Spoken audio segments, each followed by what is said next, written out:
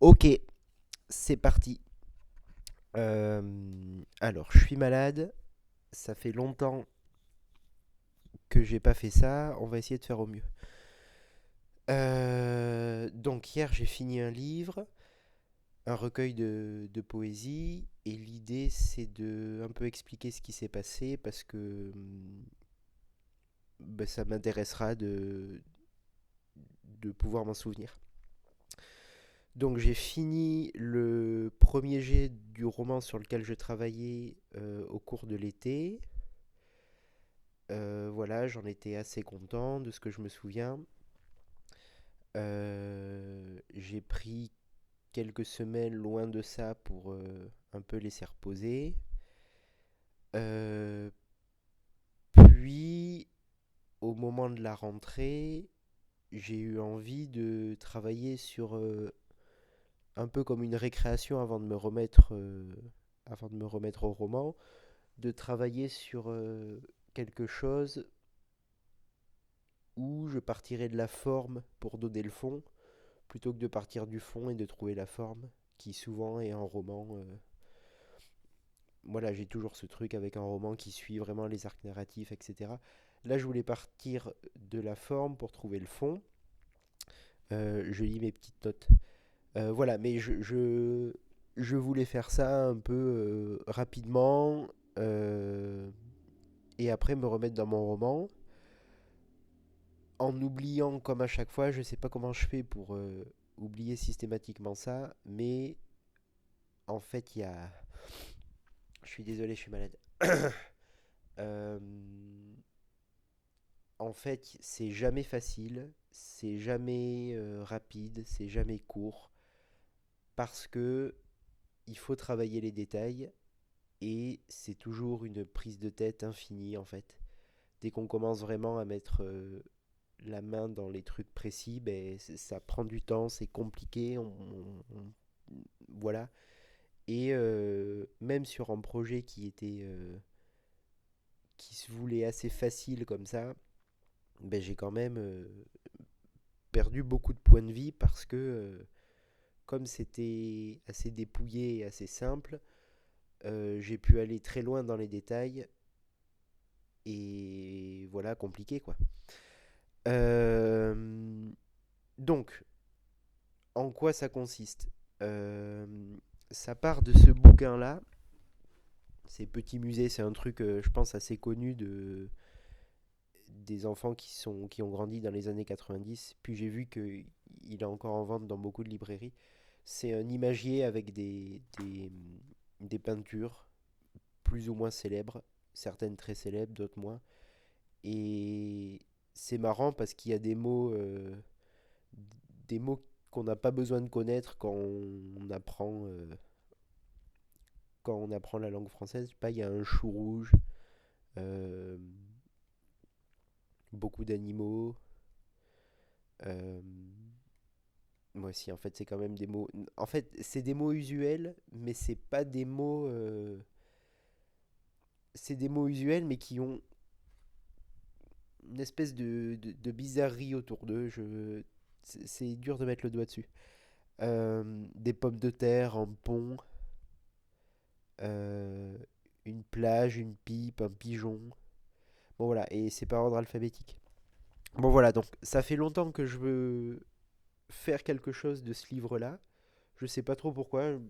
Enfin, j'ai des souvenirs d'enfant d'être avec ce livre, mais voilà, ça fait longtemps que je voulais travailler ça. Puis je m'étais rendu compte que le roman que j'ai fini cet été, finalement, le thème, ça parlait vraiment beaucoup de l'enfance.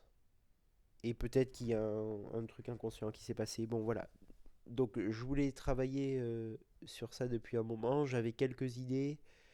J'avais pensé faire une espèce de journal de bord d'un type qui va voir tous les tableaux dans la réalité qui sont présents dans ce livre-là. Donc, mi-fictif, mi. Voilà. Et euh, j'avais entendu une interview c'était dans Bookmakers, je crois, de Laura Vasquez qui disait la beauté esthétique d'un poème en écrivant juste cheval sur une page et que ben, c'était beau en soi déjà ce truc-là, qu'un mot était beau écrit sur une page, et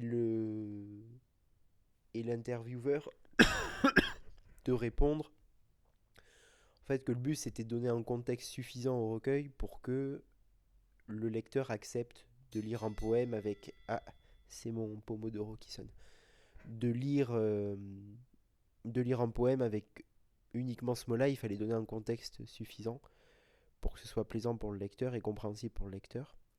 Donc ça m'avait j'avais gardé ça, enfin j'y repensé souvent à ce truc-là, que en fait t'achètes, t'appelles poésie, euh, c'est vraiment dépendant du contexte et de la forme, et à peu près tout peut être poésie, si bien sûr c'est l'auteur est sincère et, euh, et que le contexte est là. Donc j'avais ça un peu en tête, et en allant à la plage, j'écoutais la radio, le jeu des 1000 euros, et il y avait une liste de 5 mots. Alors je sais plus, je sais plus, j'aurais dû reprendre les mots parce que je les avais notés quelque part, mais c'était des... Je crois que le but c'était de dire quel était le mot féminin ou le mot masculin parmi la liste de ces 5 mots. Et il y avait tentacule, Edelweiss, voilà, des trucs un peu comme ça. Et ces 5 mots-là étaient vraiment très beaux, mis ensemble comme ça. Euh, je me souviens plus ce qu'il y avait. Et en fait, en montant la dune après pour aller à la plage, je réfléchissais au fait que ces 5 mots-là, ils avaient été mis ensemble pour le jeu dans ce but-là, mais qu'en fait, on pouvait les prendre aussi comme un début de narration. J'avais l'impression que ça racontait quelque chose. Euh, c'est con que je me souvienne plus des mots que c'était parce que l'exemple était assez frappant, mais bon, voilà. Donc là, il y a eu une sorte de déclic qui s'est fait. Non, c'était pas là le déclic. Le déclic, assez bizarrement, je sais pas pourquoi, je suis allé voir Citizen Kane au ciné, et c'est là que le déclic a eu lieu. Donc c'était à la rentrée, euh, un mois plus tard peut-être. Je sais pas, j'ai vu les mots du bouquin organisés 5 par 5 et qui, juste comme ça sur une page, et ce serait au lecteur de trouver du sens là-dedans, et moi je me contenterais de faire quelque chose de très beau là-dessus. Euh, de les assembler ces mots-là pour que ce soit beau. Euh, donc j'ai eu du mal à suivre le film parce que j'étais hyper excité par mon idée. Euh, voilà. Avant, j'avais eu d'autres idées, un peu de recueil comme ça, formelles. Mais là, j'étais vraiment, vraiment excité par ce truc-là. Donc dès le lendemain, je m'y suis mis. Euh, et contrairement aux idées précédentes, j'avais l'impression que ça fonctionnait ce truc-là. C'est-à-dire que je commençais à faire les trucs et j'ai fait des premiers poèmes, et je voyais que un peu un ensemble de contraintes commençait à se former euh, alors que je travaillais, c'est-à-dire que ça prenait sens, j'avais d'autres idées, des choses, voilà, j'avais une espèce de grille qui se mettait en place, et c'était assez grisant comme moment. Je regarde si j'oublie rien. Euh, ouais, voilà, donc c'est... Pardon, ça s'enrichissait. euh, Ça s'enrichissait comme s'il y avait une espèce de narration qui venait se greffer à ces poèmes-là, qui avait un sens un peu plus grand qui émergeait. Donc je me suis juste laissé guider par ça, sans essayer de juger mes idées, de les essayer et voir si ça fonctionnait ou pas. Euh, donc il y a 149 mots dans le bouquin, et je me proposais de faire du coup 149 poèmes de 5 mots. Et la contrainte de base, c'était que aucune paire de mots ne devait apparaître dans plus d'un poème sur les 149. Donc voilà, c'est un truc de combinatoire. J'adore l'Oulipo. j'étais en train de lire La vie mode d'emploi de Pérec. Euh, J'avais lu Caisse de Tarkos aussi, où ce truc de la forme qui donne le fond. Enfin, ça m'avait vraiment soufflé. Donc, j'étais dans un truc comme ça. Et j'avais l'impression que je tenais quelque chose, en fait, que je tenais une bonne idée et qu'il suffisait que je tire un petit peu le fil comme ça. Euh, voilà, donc des contraintes se sont ajoutées un peu au fur et à mesure pour que ce soit à la fois plus digeste pour le lecteur, plus intéressant pour moi à faire, que ce soit pas juste un bête truc de combinatoire un peu joli, mais que voilà, il y ait du sens derrière tout ça, ou en tout cas que si on veut s'intéresser au sens que j'y ai mis, on trouve des choses. Donc voilà, il y avait cette sous-couche qui est apparue et bon, j'étais trop content. Quand je travaillais dessus, j'étais vraiment immergé là-dedans. Euh, donc c'était compliqué à faire. J'ai bossé sur Excel pour avoir des combinaisons qui fonctionnaient, tout un truc de code couleur, etc. J'avais un peu l'impression d'être un artisan ou un laborantin dans son labo qui faisait ses petites expériences. Et voilà, j'avais une maîtrise d'Excel à la fin qui est... Enfin, voilà, je me sentais bien à la table de travail. C'était cool. Et ce que j'adorais, c'est que j'avais l'impression d'écrire. Donc j'avais l'impression vraiment de raconter quelque chose en enlevant toute la partie écriture romanesque qui m'avait un peu épuisé là jusqu'à la fin de l'été. Je me concentrais que sur la création de l'écriture. J'avais que 149 mots pour faire tout ça. Donc j'avais un tout petit bassin de mots et j'avais énormément d'idées de trucs à raconter. Et voilà, encore, je trouve l'idée trop bien de limiter beaucoup ce avec quoi on peut raconter et essayer d'ouvrir au maximum tout ce qu'on peut raconter avec ça. Euh, voilà, bon, ça sonne très prétentieux, mais enfin, ouais, c'est l'idée que j'avais, donc je sais pas si c'est prétentieux ou pas, mais c'est ça que j'avais dans la tête en tout cas. Euh, Il y a aussi, j'ai feuilleté aussi ce bouquin, L'écriture sans écriture, c'est François Bon qui a traduit ça. Y avait un peu de ça aussi. Voilà, où est-ce qu'on met l'écriture? Qu'est-ce que c'est l'écriture? Qu'est-ce que c'est que la poésie? Enfin voilà, j'étais très content de être vraiment de ce côté-là plutôt que du côté de faire des belles phrases, faire des beaux paragraphes. Voilà. Donc, des grosses journées de boulot sur ça.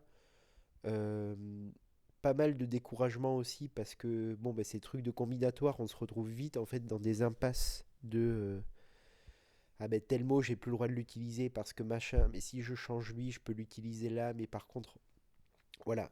Euh, donc c'était costaud. Ouais, je sais pas si je l'ai dit, mais j'avais le droit d'utiliser que chaque mot 5 fois en fait. Donc ça limitait pas mal le nombre de possibilités et le nombre de possibilités que j'allais utiliser par rapport au nombre de possibilités totales, c'était à peu près 13%. Euh, le rapport, c'est ça. J'ai mis le calcul dans le recueil. Euh, bon, voilà. Donc, à la fois très grisant et à la fois très demandant intellectuellement parce que c'était. Enfin, je passais parfois des après-midi à pas écrire du tout, mais à faire des maths pour trouver les bonnes solutions. Et voilà, j'étais content de faire ça. À côté de ça, il y avait toujours un peu cette ombre de l'IA qui m'avait pris la tête pendant la rédaction du roman, où là j'ai pu un peu, j'ai pu un peu l'utiliser, mais vraiment comme un assistant ou une assistante, un assistant très très puissant pour tous les calculs mathématiques, de combinaison, de machin. Euh, je m'en suis créé une qui a mangé du coup les 149 mots. Voilà. Et ce qui était intéressant, c'était quand même de voir que tu donnes 149 mots à un modèle d'intelligence artificielle, tu lui demandes de faire des poèmes en piochant 5 mots là-dedans. Ben, ces poèmes, c'est de la merde en fait. Euh, C'est-à-dire que je, il les prend pas au hasard, il les prend sur ce que, voilà, un peu l'image qu'il a de la poésie, même si tu lui donnes des sources d'inspiration, etc. Ce qui sonne, ce qui en sort, ça sonne assez faux. Alors que les miens, comme je sais pourquoi j'ai mis ces 5 mots-là et le sens qu'ils ont, ben ça sonne beau. Alors c'est peut-être uniquement personnel et quelqu'un qui lirait se rendrait pas compte de ça parce que chacun colle après l'histoire qu'il veut sur ses pentaèdres, ces, ces poèmes de 5 mots là, groupes nominaux, déterminant plus un nom commun, euh, et parfois un adjectif. Euh, je sais plus ce que je disais. Ouais, que l'intelligence artificielle, quand il faisait ses poèmes, c'était pas terrible. Je suis fatigué, j'ai du mal à me concentrer. Euh, Bon voilà, donc hier j'ai mis à plat le PDF. Euh, Comme c'est assez épuré, c'est-à-dire qu'il y a 149 poèmes et une petite brochure technique à la fin qui explique enfin, des trucs, il y a assez peu de choses. Et donc du coup, il faut que la mise en page, la typo, le machin, ce soit nickel pour que ça aussi, ça raconte quelque chose.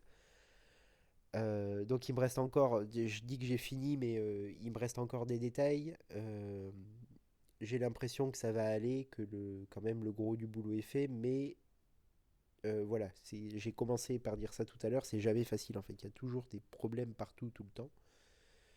Et le but c'est de résoudre ces problèmes et d'avancer comme ça au fur et à mesure. Voilà, donc il me reste ça à faire. Euh, voilà, je suis content et je serai content d'enfin finir quelque chose. Parce qu'en fait, bon, ça fait plus de 10 ans maintenant que j'écris, quasiment tous les jours et souvent plusieurs heures par jour. Et en fait, on tombe vite dans un truc où on finit pas, en fait. L'année dernière, ou l'année d'avant, ouais, il y a 2 ans, j'ai passé mon année à écrire un livre sur l'histoire de la dynamite. Bon, je l'ai, je l'ai fini, j'en étais content. Je l'ai fait lire à un groupe de lecture. Ils m'ont dit que c'était pas bien. J'ai fermé le truc et je l'ai plus jamais réouvert et terminé. Alors que, ben moi je trouvais ça bien, enfin ça mériterait. Ils m'ont pas dit c'est pas bien, ils m'ont donné un peu des trucs constructifs quand même, notamment sur la forme justement. Mais c'est quand même con de passer un an comme ça. Alors c'est jamais perdu parce que je me resserre de petits bouts pour d'autres trucs et tout, mais bon voilà. Et là le roman que j'ai fini cet été, ben je sais pas trop. Je trouve ça un peu poussiéreux en fait, ce truc de raconter une énième quête initiatique, etc. J'ai l'impression que euh, il y a des façons beaucoup plus neuves et intéressantes de raconter des trucs comme ça. Et je sais pas si c'est un truc mégalo ou. Mais en fait, je suis tiraillé. J'adore l'idée de revisiter quelque chose que j'ai beaucoup aimé. Donc j'ai un peu une esthétique de film des années 90 dans la tête pour ce roman-là. Et en même temps, euh, enfin là j'ai fait quelque chose de très neuf, j'ai l'impression. Pareil, ça c'est très prétentieux de dire ça, mais enfin en tout cas quelque chose où voilà, j'ai eu l'impression de construire une forme et que le fond forme m'était vraiment personnel. Et, et j'avais l'impression d'avancer dans la bonne direction. Et en même temps, dans les grosses journées de travail, des fois je me demandais, mais qu'est-ce que tu branles à te... Qu'est-ce que tu fais à te... Ouais, ça sert à rien, parce qu'une fois que j'ai dit le gros mot, de toute façon je vais pas monter. Donc qu'est-ce que tu branles à passer autant de temps, d'énergie, de place de cerveau à te... Enfin, parfois c'était vraiment compliqué pour un truc qui a aucun sens, parce que c'est neuf en fait. Donc voilà, il y a ce truc-là de... C'est très rassurant de revisiter quelque chose parce qu'il y a un appui. Voilà, on sait qu'on fait pas n'importe quoi. Et en même temps, c'est trop bien de créer du nouveau. Mais il y a beaucoup de chances qu'en fait, il y ait que moi qui trouve ça intéressant et que ce soit nul en fait. Donc voilà, c'est